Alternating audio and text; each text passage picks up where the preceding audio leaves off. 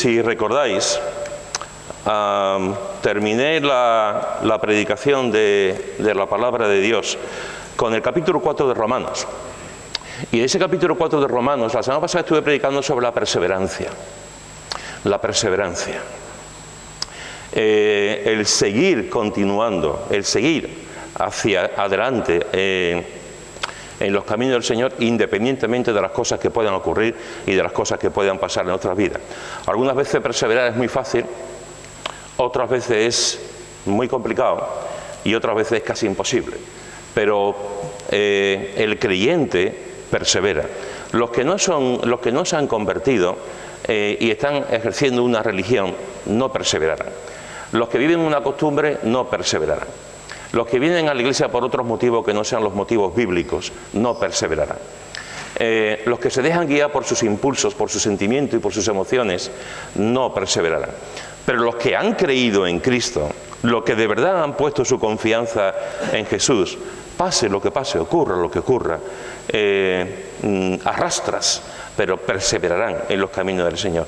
Y terminé, como he dicho antes, con el capítulo 4 de Romanos, que nos habla del gran perseverador en un sentido, como fue Abraham, y cómo el Señor llamó a Abraham, le dio sus promesas, y aunque pasaron muchas cosas en la vida de Abraham, continuó, y siguió.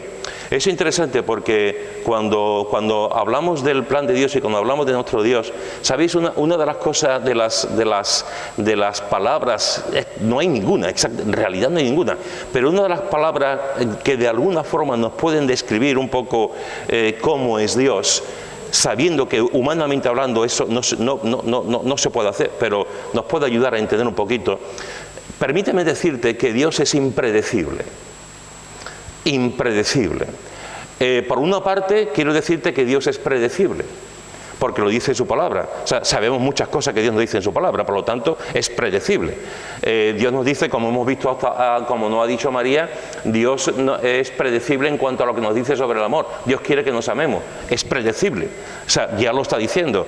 Dios quiere que lleguemos a las almas, que vayamos con el Evangelio, es predecible, ya lo ha dicho, que vayamos compartiendo el Evangelio hasta el fin del mundo. Pero hay otras cosas en las que pensamos que Dios es predecible, pero no lo es. No lo es. No olvidemos nunca que Dios es Dios. Y no olvidemos nunca que Dios hace lo que quiere, como quiere, cuando quiere, de la manera que quiere. Por lo tanto, hay situaciones y hay momentos en los que yo actuaría de una manera determinada y posiblemente tú también, y sin embargo Dios actúa de una manera completamente impredecible, completamente diferente a lo que yo puedo pensar o actuar. Por ejemplo, con el caso de Abraham. Abraham y Sara fue una elección impredecible. Abraham y Sara fue una elección, déjame decírtelo, inesperada. Déjame preguntarte algo. ¿Tú habrías elegido a Abraham y a Sara para poner en marcha el plan de salvación? ¿Tú habrías elegido a esta pareja para que fuese una pareja importantísima en el plan de Dios para nosotros? Yo no sé tú, pero posiblemente no hubiese elegido a Abraham y a Sara para elegirlos para llevar y ser, digamos, la línea para traer el Evangelio, traer a Jesús a este mundo. Fijaros, Dios hizo otra cosa completamente diferente. Dios eligió solamente a un hombre y a una mujer. Fue una elección inesperada. No eligió a un montón de gente, no eligió a los más preparados, no eligió a los más importantes, no eligió a los que tenían más conocimiento. Eligió solo a un hombre y a una mujer, a Abraham y a Sara. ¿Sabéis, hermanos y hermanas? La sociedad actual está obsesionada con los números. La Iglesia también. La sociedad actual está obsesionada con los números y Dios solo escogió a dos personas. Solamente escogió a dos personas, a Abraham y a su esposa.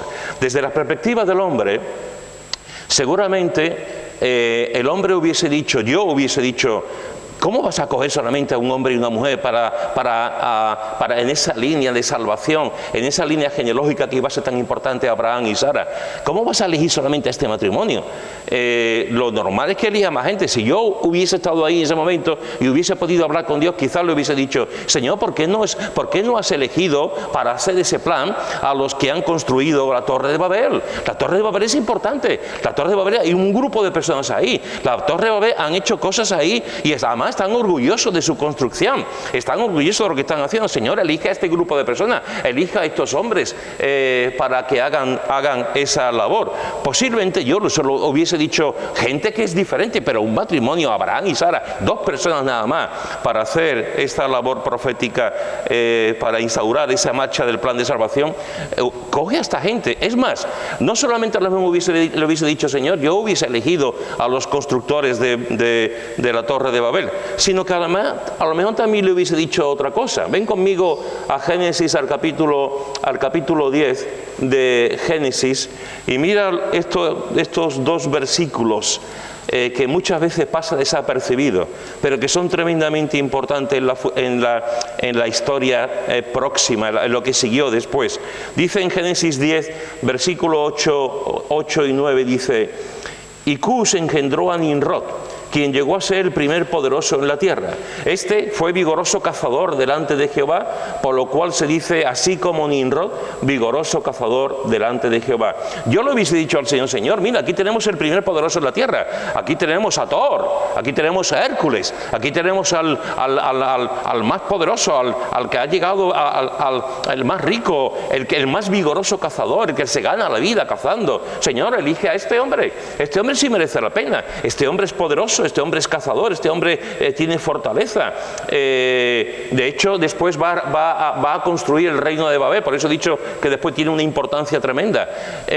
Usa a este hombre sí merece la pena. Pero Abraham y Sara, por lo menos elige o bien a los constructores de la Torre de Babel o bien a este hombre que era poderoso en la tierra.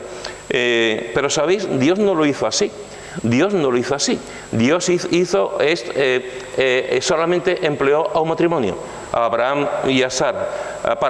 Para Dios, he dicho muchas veces a lo largo de mi vida que Dios es el Dios de lo imposible, el especialista en lo imposible. Y Dios es especialista en convertir lo pequeño en grande. Siempre lo ha hecho, siempre lo sigue haciendo y siempre lo hará hasta que Él venga por segunda vez. Jacob y su familia llegaron a Egipto como una familia, y sin embargo cuando salieron de Egipto se convirtieron en una nación súper importante, y llegaron unos cuantos y salieron miles de personas hacia la tierra prometida. Un muchacho con unos panes y unos peces fue suficiente para que el Señor hiciese un milagro y miles de personas pudiesen comer de esos pocos panes y de esos pocos peces. La iglesia comenzó con muy poca gente, y sin embargo la iglesia al cabo de un tiempo se fue extendiendo por todo el mundo y su influencia fue llegando a casi todos los rincones del mundo, y empezó con muy poca gente. Mirad lo que dice en Isaías capítulo 51, versículo 2. Isaías capítulo 51, versículo 2 dice: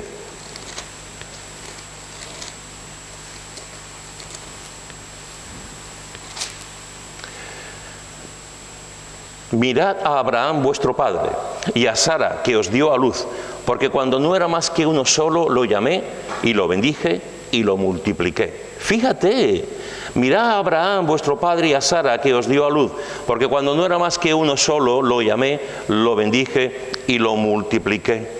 ¿Sabéis, hermanos y hermanas? La clave no está en los números, la clave no está ni siquiera en el potencial nuestro, la clave no está ni siquiera en la sabiduría humana o en las cosas que podamos nosotros entender o hacer mejor. La clave siempre está en el poder de Dios. Fijaros que aquí Dios llama a Abraham, y es interesantísimo lo que Dios está diciendo aquí. Lo llamé cuando no era más que uno solo, lo llamé, lo bendije y lo multipliqué. Fíjate en la secuencia: lo llamé, lo bendije, lo multipliqué. Eso es lo que Dios sigue haciendo. Dios sigue llamando a personas, a su pueblo. Dios sigue llamando a gente para servirle. Nunca acabará que hombres y mujeres estén trabajando y sirviendo al Señor, porque los llamamientos de Dios son irrevocables. Y hasta que Dios venga, Dios seguirá llamando a hombres y mujeres, nos llama a todos a su servicio.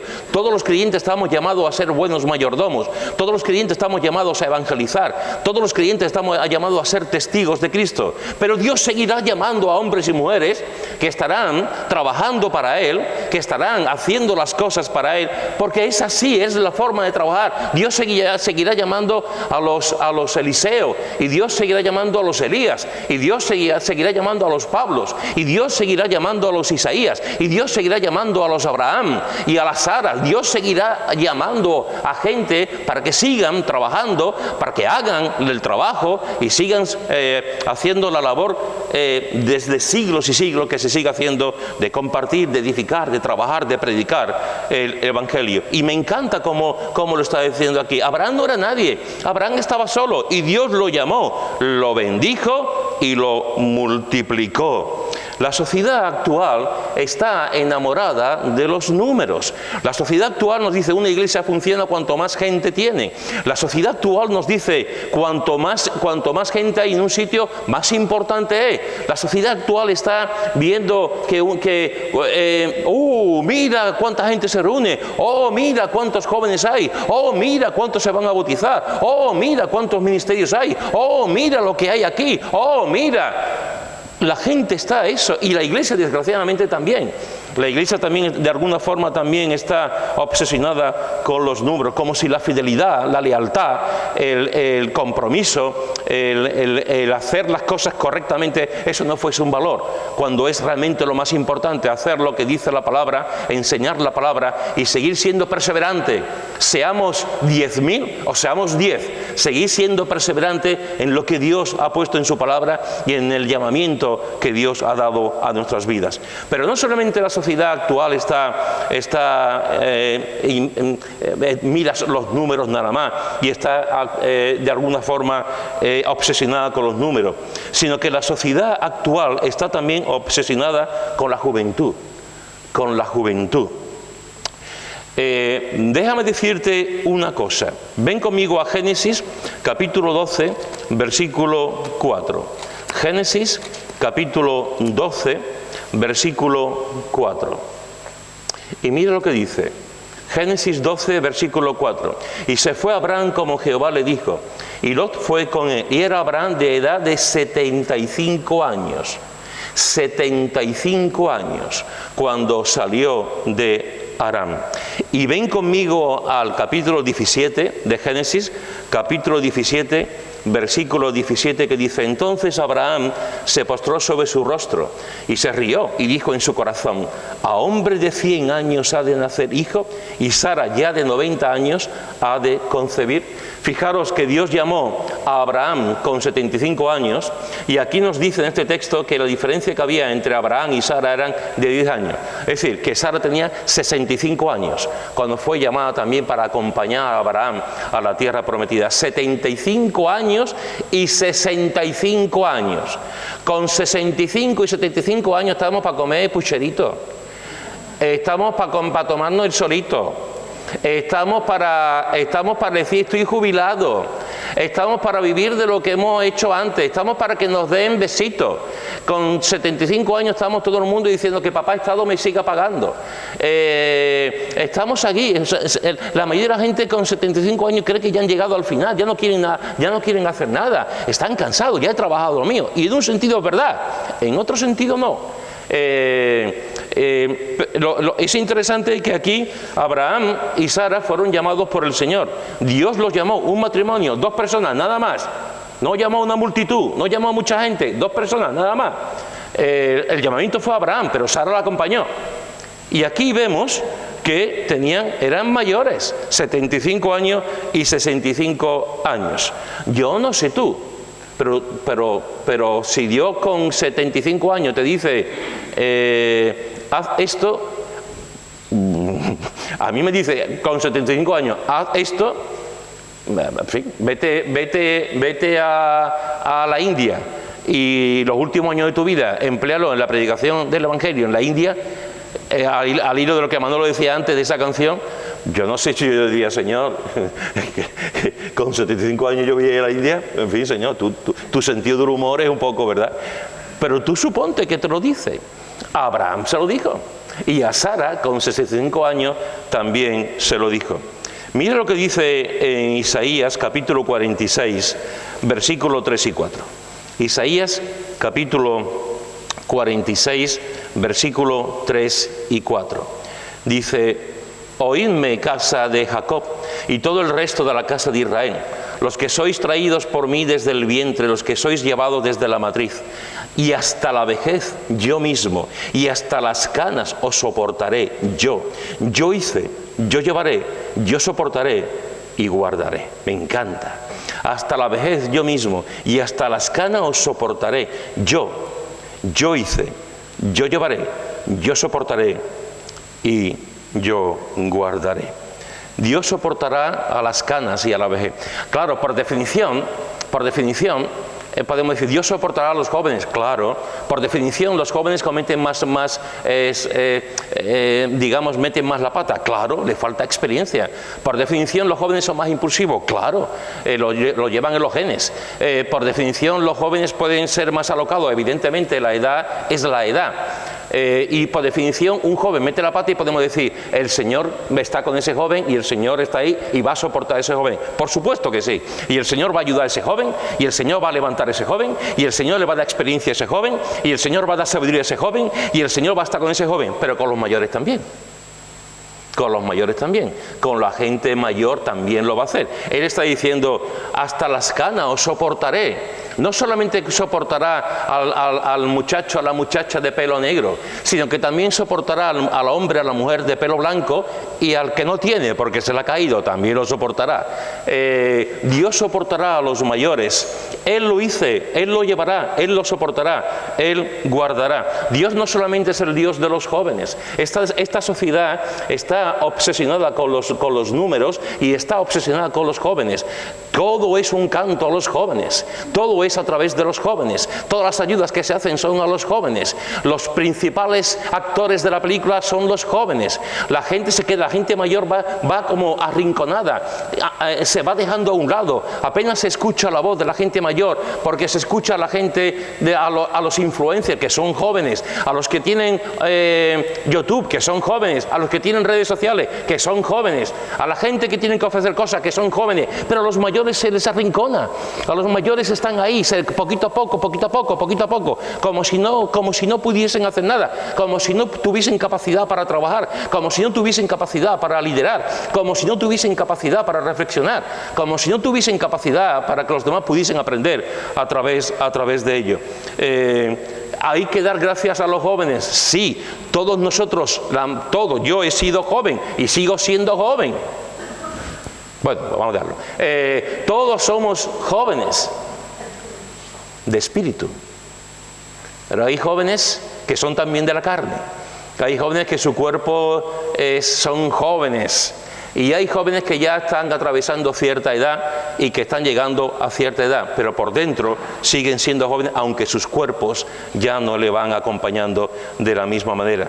La sociedad está pensando solamente en los jóvenes. Las iglesias muchas veces solamente hacemos planes para los jóvenes, nos preocupa el liderazgo de los jóvenes, queremos discipular a los jóvenes, se escriben libros para los jóvenes, se hacen actividades para los jóvenes, retiro para los jóvenes, y los mayores, y los viejos, y los ancianos. ¿Qué hacemos con ellos? Porque en los próximos años la mayoría de las iglesias serán iglesias llenas de personas mayores. De personas mayores. ¿Qué hacemos con las personas mayores?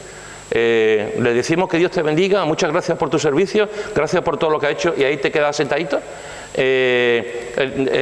Los jóvenes tienen que tomar decisiones y tienen que trabajar y desarrollar sus dones. Sí. Los jóvenes tienen que ir trabajando, desarrollando sus dones y adquiriendo servicio en la iglesia humildad en la iglesia, trabajo en la iglesia, compromiso en la iglesia y desarrollando sus dones. Pero eso no quiere decir que le demos una patada a los que ya tienen cierta edad y los dejemos completamente al descubierto y sin que ellos puedan seguir ministrando, ejerciendo sus dones en la iglesia. Dios no solamente es el Dios de los jóvenes, Dios es también el Dios de los mayores. Dios no solamente soporta a los jóvenes, Dios también soporta a los mayores. ¿Sabéis, hermanos y hermanas? La vejez es un tiempo de memoria. Los jóvenes todavía no tienen memoria. Los jóvenes tienen memoria de su inmediato pasado, que es poco. Pero los mayores empiezan a memorizar, empiezan a tener memoria de lo que fueron en el pasado. La vejez es un tiempo de memoria, de ver lo que Dios ha hecho en nuestras vidas, de ver respuestas a las oraciones. Los que tienen ya cierta edad y llevan años caminando con el Señor pueden decir: yo oré y Dios me contestó, yo le dije al Señor esto y Dios me contestó. Y pueden, ¿sabéis una de las cosas que yo lamento mucho en mi propia vida? Lo lamento tremendamente, y mira que lo he dicho en algunas ocasiones, pero uno no aprende tampoco, yo no lo he hecho. Si yo pudiese volver a andar desde que conocí al Señor con 17 años, yo hubiese cogido un cuaderno, un bolígrafo, un lápiz y hubiese puesto todas las oraciones. Todas las oraciones. He orado por esto, he orado por esto, he orado por esto, y hubiese puesto cuando Dios me ha contestado. Eso no lo he hecho. Eso no lo he hecho. No he tenido esa disciplina para hacerlo. Porque cuando tú ves lo que Dios ha contestado en tu vida, con los años que tú has llevado, tú puedes ver cómo Dios ha respondido de maneras increíbles. De maneras increíbles, de maneras tremendas, de maneras milagrosas. Cuando tú estás en un momento de tu vida que ya estás siendo mayor, que estás en la vejez, tú puedes recordar las oraciones respondidas y también puedes recordar las no respondidas y cómo también entendiste al cabo del tiempo algunas de las cosas por las que no fue respondida esa oración. Cuando tú llegas a un momento de edad, tú puedes ver también, mirar para atrás y memorizar, o sea, tener en memoria los milagros que has podido ver. Los milagros que has podido ver en tu vida y los milagros que has podido ver en la vida de los demás. Cuando yo miro atrás y yo veo, por ejemplo, la iglesia, yo puedo ver tantos milagros, tantos hombres transformados, tantos hombres, tantas mujeres cambiadas. Algunos de ellos están en el cielo, otros muchos siguen aquí. Y yo puedo decir: Señor, gracias por fulanito, gracias por menganito, porque sus vidas eran un desastre y tú les has cambiado. Y podemos ver milagro de personas transformadas y carácter, de jóvenes, de matrimonios. Eso los jóvenes todavía no lo tienen, lo tendrán, pero todavía no lo tienen. Los mayores podemos ver la obra de Dios, lo que Dios ha hecho también y en la vida de los demás, y ver los milagros, no solamente milagros de transformación, de conversión, sino milagros también en el sentido de hacer algo sobrenatural en la vida de los demás. La vejez es un tiempo de memoria donde también puedes ver a tu propia familia. Y cuando tú miras atrás y tú dices: me enamoré, fui novio y novia, nos casamos, al cabo de un tiempo tuvimos nuestros hijos y ahora nuestros hijos están volando como las palomas. Y nuestros hijos están actuando, están haciendo y están tomando su propio camino. Eso los jóvenes todavía no lo tienen. Tendrán otras cosas, pero eso todavía no lo tienen. Sin embargo, la gente que ya tienen una edad puede decir: aquí está mi familia, la que Dios me ha dado. Y pueden dar gracias al Señor por esa familia y recordar cómo comenzó todo, cómo se comenzó todo, cómo te casaste, tu primer pisito, tu primer coche, tu primer alquiler, hasta el día de hoy. La vejez es un tiempo de memoria. Y la vejez es un tiempo de memoria también con respecto a la propia iglesia. Yo no puedo olvidar nunca, y no puedo olvidarlo porque es imposible que lo olvide. Cuando mi mujer y yo empezamos a venir, cuando me llamaron para pastorear la iglesia, con 17 o 18 personas hasta el día de hoy.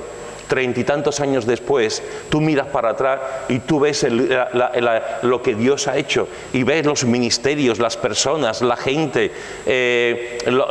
a donde se ha podido llegar, más o menos, con sabiduría, a donde se ha podido llegar, y tú solamente puedes dar gracias. ¿Que ha habido chinchetas en el camino? Evidentemente. ¿Que ha habido garbanzos en los zapatos? Evidentemente. Pero que tú, cuando tú miras a tu alrededor y tú miras en el pasado, tú dices, Señor, si mi mujer y yo venimos aquí con 20 y pico de años y mira cómo está la iglesia. Y no es cuestión de orgullo ni de soberbia, es solamente de agradecimiento de ver que el Señor ha sido fiel, y que con un grupo de hombres y mujeres fieles también, el Señor nos ha permitido ver la obra maravillosa que Él ha hecho. ¿Sabéis lo que ocurre? Pues lo que ocurre es que la gente que estaba en aquel momento, que han llegado hasta ahora, son testigos de primera mano de la obra de Dios, son testigos de primera mano de venir a la iglesia, de cerrar la iglesia tarde, de venir a orar todos, de leer la palabra, estudiar la palabra, de tener hambre, de estar, vamos a hacer esto, y todos decían, sí, vamos al campo, sí, vamos a hacer esto, sí, vamos a hacer esto, sí. La segunda generación lo vivió de refilón. Vio el esfuerzo de sus padres, de refilón. La tercera generación no lo ha visto ni en pintura. No es consciente del sacrificio de sus abuelos o de sus padres para que la iglesia siguiera adelante. No son conscientes, no por nada, simplemente no lo han vivido, y de lo que uno no vive no es consciente, nunca. Cuando miramos a la iglesia y cuando miramos hacia atrás, pues vemos lo que mucha gente, algunos comprometidos desde el minuto cero, el Señor ha usado para trabajar, para levantar la iglesia. Mirar la iglesia, no somos muchos, pero estamos aquí. Mirar la iglesia, una iglesia que ha trabajado, una iglesia que ha dado testimonio y que sigue dando, una iglesia que tiene ministerios, una iglesia que tendrá sus fallos como todo el mundo, y los tiene, y muchos, y también pecados, que también los tenemos. Pero aquí seguimos, aquí estamos. Y eso una persona joven no lo puede recordar porque no lo ha vivido. Los que llegan ya a cierta edad podemos recordar, venía a los cultos de oración lloviendo, podemos recordar el tomar café juntos, podemos recordar el predicar el Evangelio, podemos recordar la pasión, podemos recordarlo, y eso no se paga con nada. Después de decir, Señor, gracias porque hasta aquí hemos podido trabajar, hemos podido hacer lo que tú has permitido. Eso solamente ocurre cuando se tiene ya una cierta edad. La vejez es un tiempo de memoria. La vejez es un tiempo también de victoria, hermanos, de victoria. Hasta aquí nos ayudó el colesterol. Hasta aquí nos ayudó el Señor. Hasta aquí nos ayudó el Señor. Aquí en la iglesia, en tu casa, en la familia, con tus hijos, en tu trabajo, hasta aquí nos ayudó el Señor. Si tú miras atrás, los que ya peinan canas, si tú miras hacia atrás, tú podrás ver conflictos, podrás ver peleas, podrás ver enfermedades, podrás ver proyectos, desilusiones, dificultades, podrás ver muchas cosas, pero hasta aquí nos ayudó el Señor. Hasta aquí nos ayudó el Señor. El Señor ha sido fiel, nos ha dado de su mano y hemos continuado con Él. La vejez es un tiempo de victoria. Estoy aquí. No es un tiempo de complejos, no es un tiempo de derrotas, no es un tiempo de sentirte el último de la fila, no es un tiempo de decir se acabó mi ministerio, mi vida con el Señor. No es un tiempo, evidentemente no vas a hacer las cosas que hacía con 25 años, está claro, pero en la medida de las fuerzas, en la medida de las capacidades, en la medida de la entrega y de la obediencia, uno seguirá sirviendo y trabajando sin romper nada con los demás, actuando con lealtad con los demás, uno seguirá trabajando y sirviendo al Señor. La vejez es un tiempo de memoria. La vejez es un tiempo de victoria, donde podemos decir, hasta aquí he llegado. La vejez es un tiempo de fe, de fe. Y te voy a decir por qué es un tiempo de fe. Porque la partida está cercana. La partida está cercana. Es verdad que nadie sabemos cuándo nos toca, eso es cierto. Ni los jóvenes están libres de eso. Nunca sabemos cuándo nos va a tocar el último momento y cuándo vamos a ir con el Señor. Nunca lo sabremos. Pero en la teoría tiene más probabilidades de irse con el Señor una persona con cierta edad que un chaval con 15 años, está claro. Aunque nunca se sabe, pero lo más probable es que ocurra así. Por eso la vejez es un tiempo de fe, porque se va acercando la patria celestial. Se va acercando la patria celestial, se va acercando el lugar donde hemos estado diciendo desde siempre, con la diferencia que antes lo decíamos sin saber que íbamos a llegar a cierta edad, y cuando llegamos a cierta edad ya decimos, es que ya me va a tocar, es que dentro de 10 años, dentro de 5, dentro de 8, me va a tocar, a no ser que haya personas que tienen una genética increíble y el Señor también los deja y pueden llegar hasta los 100 y pico de años. Pero llega un momento en que ya a partir de cierta edad tú dices, Señor, ya estoy en la última etapa de mi vida, en la última etapa, no en la peor, en la última etapa de mi vida, y te agarras a la fe y te agarras a lo que el Señor enseña, a lo que te has agarrado toda la vida, pero ahora todavía más, y todavía confía más en las promesas del cielo y las promesas de la eternidad, y te preocupas más de lo que la Biblia nos enseña acerca del lugar donde vas a estar, y te da esperanza y ánimo saber que vas a llegar no a un hoyo, no a una desesperación, no a una separación de Dios, sino que vas a llegar al propio cielo. La vejez es un tiempo de memoria, la vejez es un tiempo de victoria, la vejez es un tiempo de fe, y la vejez también, hermanos y hermanas, es un tiempo de enseñar a los jóvenes no la teoría, sino la práctica de la vida espiritual. Te lo repito otra vez, la vejez es un tiempo de enseñar a los jóvenes no la teoría, sino la verdad bíblica. Mira lo que dice en Tito, en el capítulo 2, Tito, capítulo 2, versículo 1 al 8. Tito, capítulo 2, versículo 1 al 8.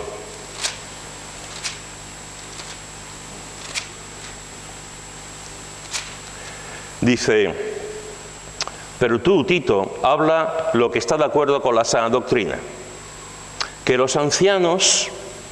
Aquí, cuando habla de los ancianos, no está hablando de los ancianos pastores, no está hablando de los líderes de la iglesia, eso ya lo va a decir, lo ha dicho un poquito antes. Aquí está hablando de la gente de edad. La palabra que aquí se emplea no son los pastores, los responsables de la iglesia, está hablando de la gente de edad. Recordaros una cosa solamente, hermano, en la mentalidad oriental no hay una separación con nosotros que tenemos niños, preadolescentes, adolescentes, jóvenes y mayores. En esa época, en la mentalidad oriental había jóvenes y mayores, ya está, jóvenes y mayores, y a una persona con 40 años ya se le veía una persona mayor. Y no hay esa diferencia que hacemos aquí entre preadolescente, adolescente, tal, no, era mayores, jóvenes y mayores, y jóvenes eran hasta los 40 años, fijaros. Y aquí está hablando a los ancianos de edad, a los que ya tenían cierta edad allí, y le dice que los ancianos sean sobrios, serios, prudentes, sanos en la fe, en el amor, en la paciencia. Las ancianas, aquí está hablando también exactamente lo mismo, las ancianas, las mujeres de mayor edad, las ancianas asimismo sean reverentes. No dice que las ancianas sean reverentes y tal, dice que asimismo lo que ha dicho para los ancianos, también para las mujeres mayores. Lo que ha dicho de que los ancianos sean sobrios, serios, prudentes, sanos en la fe, en el amor, en la paciencia, las ancianas asimismo, es decir, también. Y además dice, las ancianas sean reverentes en su porte, no calumniadoras, no esclavas del vino, maestras del bien, que enseñen a las mujeres jóvenes a amar a sus maridos y a sus hijos, a ser prudentes, castas, cuidadosas de su casa, buenas, sujetas a sus maridos, para que la palabra de Dios no sea blasfemada. Después también está hablando de los jóvenes, etc. Pero fijaros que aquí está diciendo, en este punto, está diciendo algo importante. Cuidado con el ejemplo. Cuidado con el ejemplo. Cuidado con el ejemplo. La vejez es un tiempo de memoria. La vejez es un tiempo de victoria. La vejez es un tiempo de fe. Pero la vejez también es un tiempo de enseñar a los jóvenes. De enseñar a los jóvenes. Y nos lo tenemos que tomar con mucha responsabilidad. De enseñar a los jóvenes. Cuando yo me convertí en el culto de oración, que yo iba los jueves, que era el único joven que iba al culto de oración, alguna vez he dicho, y los más mayores se acordarán, que había una mujer así, bajita, encorvada, vestida de negro, totalmente, con una cuenca de ojo vacía, completamente negra, que parecía nada más que parecía que andaba y se iba a caer. Esta mujer iba todos los jueves al culto de oración, con 20 y pico de años, todos los jueves, y la llevaba alguien, evidentemente, ya no podía ir sola. Iba al culto de oración e iba los domingos al culto. Y yo veía a aquella mujer que parecía una pasita, y allí estaba en el culto de oración. Esta mujer se podía haber quedado en su casa. Esta mujer tenía 90 años, esta mujer estaba así delgadita, esta mujer había tenido que pasar una vida tremenda. Yo era un recién convertido y yo veía a los adultos allí, a las personas que estaban llegando al culto, pero me impresionaba siempre esta mujer, cómo semana tras semana, lloviera o no lloviera, hiciera calor o no hiciera calor, allí estaba en el culto de oración y en el culto de por la mañana. Y a mí aquello me impresionó y me enseñó. Esta mujer estaba allí. Y sin decir absolutamente nada, sin decirme a mí, que era el joven que estaba allí, aprende, sin decir absolutamente nada, me estaba enseñando. ¿Sabéis, hermanos y hermanas? La gente que son más mayores en la iglesia tienen que ser ejemplo para los más jóvenes. Y si no somos ejemplo para los más jóvenes, algo estamos haciendo mal. Porque los jóvenes se van a fijar en nosotros. Y se van a fijar en lo que hacemos, en lo que decimos, en lo que escribimos, cómo lo hacemos. Se van a fijar si venimos o no venimos. Se van a fijar en cómo tratamos a la gente. Se van a fijar si hablamos mal de los demás o no. Os he dicho también, aunque hay mucha gente que no lo sabe, cuando yo me convertí, al año y pico de haberme convertido, empecé a relacionarme, porque no los conocía, con los líderes de la iglesia, con los ancianos que había en la iglesia. Yo conocía a los jóvenes, que me juntaba con los jóvenes, pero no conocía ni a los adultos, ni al gobierno de la iglesia, a los hermanos responsables de la iglesia. Y yo recuerdo que empecé a juntarme con ellos porque quería conocerlo, quería conocer su historia, quería conocer cómo se habían convertido, quería conocer... Y cada vez que yo iba a casa de uno de los ancianos, que eran 5 o 6, todos me hablaban mal del pastor. Todos me hablaban mal del pastor. Y doy fe que el pastor no era un sinvergüenza. Y doy fe que el pastor no era un mujeriego. Y doy fe que el pastor no era un dictador.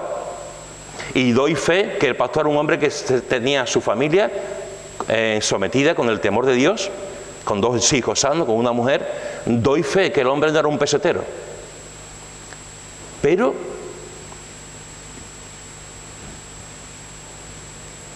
por los motivos que sea, estos ancianos, que debían ser que eran los colaboradores, que eran los que tenían que estar con él porque era un equipo, estos ancianos se ponían a hablarme mal del pastor.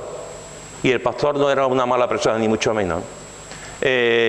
Un hombre con temor de Dios y que enseñaba la palabra, con sus defectos como todo el mundo, pero no hasta el punto de ponerlo a parir. Y yo, que no llevaba ni siquiera 2 años de convertido, que llevaba un poquito menos, yo decía, pero esto no lo entiendo. No entiendo cómo los líderes, lo que todos fijamos, lo que todos vemos, a ti te dice fulanito y tal. Yo me convertí, a mí me decían fulanito y tal, bien, fulanito tal, es anciano de la iglesia. Y yo no sabía lo que era un anciano, ya después me enteré. O obrero de la iglesia, yo pensaba que un obrero era un albañil, después me enteré que había también un trabajo porque se hacía un obrero a tiempo completo. Pero que te hablara los ancianos, los que tienen que enseñarte, los que tienen que liderarte, los que tienen que dirigirte en ese sentido, los que tienen que edificarte, que hablen mal del pastor. Y yo recuerdo ir al pastor y decirle después de un tiempo, ¿tú sabes lo que hablan de ti? Y él decirme, sí, claro que lo sé. Claro que sé lo que hablan. ¿Y por qué no te defiendes? Porque soy pastor. Jamás escuché a este hombre, jamás lo escuché, ni en aquella época ni después, jamás escuché a este hombre decir algo malo de los ancianos. Y los ancianos lo ponían a parir. A parir. Y él jamás.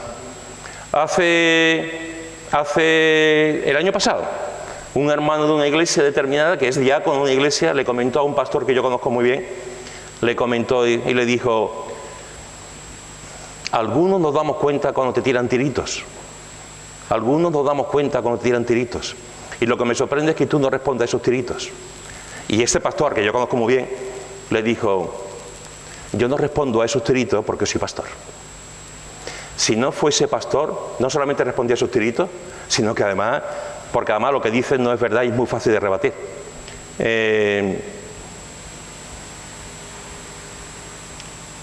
El pastor está para edificar, no está para tirar tiros.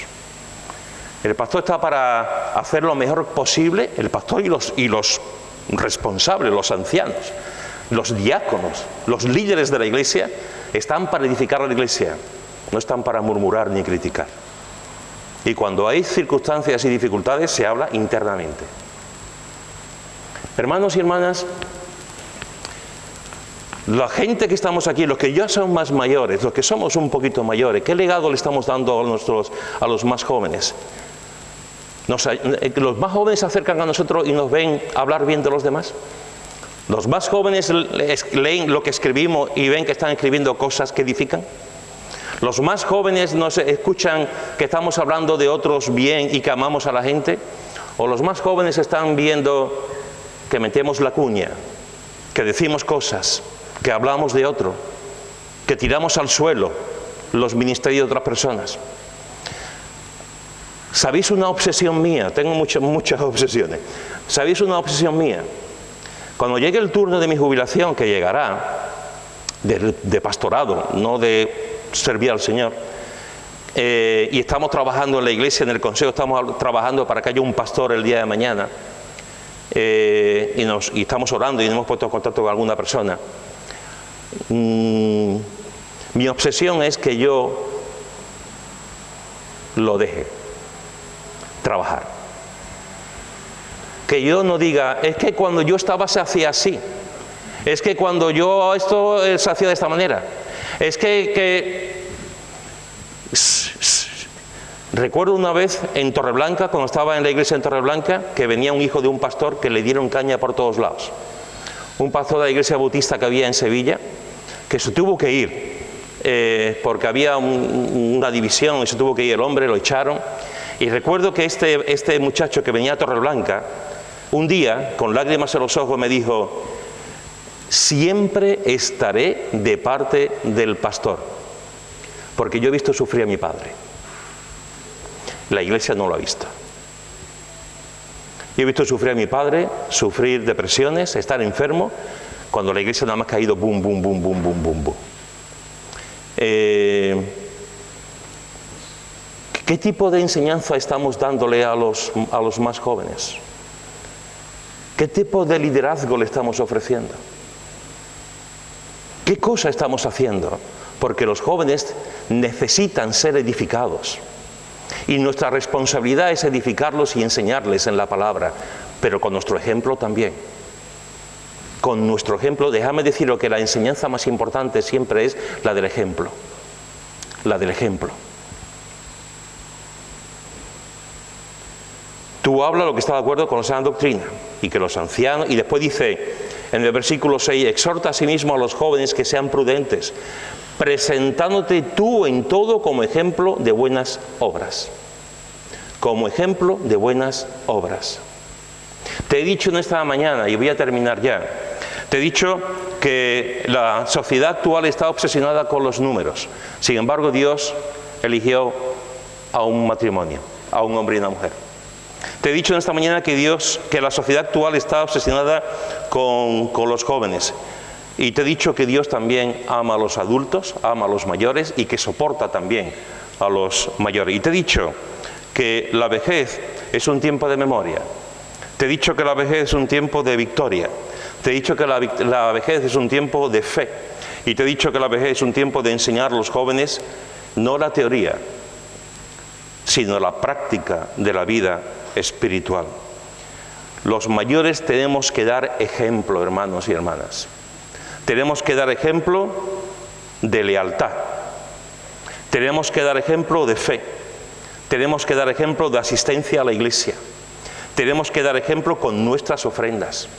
Tenemos que dar ejemplo con nuestra alegría y nuestro gozo. Tenemos que dar ejemplo de compromiso bíblico hacia Él y hacia su obra. Tenemos que dar ejemplo del amor apasionado a la iglesia también. Porque eso es lo que van a ver los jóvenes también en nuestras vidas.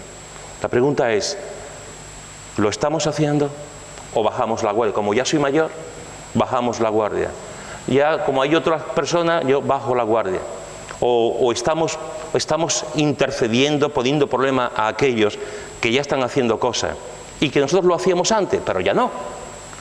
¿Estamos dando ejemplo realmente a la gente, a los jóvenes y a los que vienen detrás? Y cada uno tenemos que responder.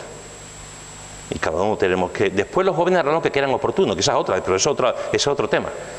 Los jóvenes podrán ver ejemplo y ser unos sinvergüenza, o los jóvenes podrán ver ejemplo y decir, así quiero yo vivir también.